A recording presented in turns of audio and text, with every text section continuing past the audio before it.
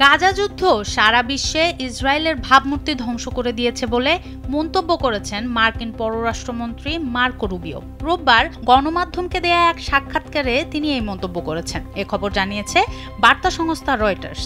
Rubio বলেন, যুক্তরাষ্ট্র রাজি হোক বা না হোক, যুক্তরাজ্য, অস্ট্রেলিয়া, কানাডা এবং অন্যান্য অনেক দেশ সম্প্রতি ফিলিস্তিনকে রাষ্ট্র হিসেবে স্বীকৃতি দিয়েছে এবং তাদের পাশে থাকার ঘোষণা দিয়েছে।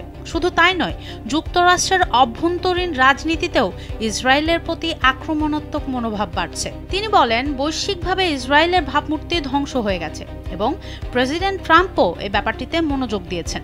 ট্রাম্পের উদ্দেশ্য ছিল ইসরায়েলকে বোঝানো যে গত 2 বছর ধরে যুদ্ধের জেরে সৃষ্ট বৈশ্বিক ভাবমূর্তি তারা এড়িয়ে যেতে পারবে না। দীর্ঘ 2 বছরে ইসরায়েলি হামলায় এখন পর্যন্ত 67,000-এরও বেশি ফিলিস্তিনি নিহত হয়েছেন। এই যুদ্ধ বন্ধে গেল সপ্তাহে ট্রাম্প 20 ধারার একটি নতুন যুদ্ধবিরতি পরিকল্পনা পেশ করেছেন।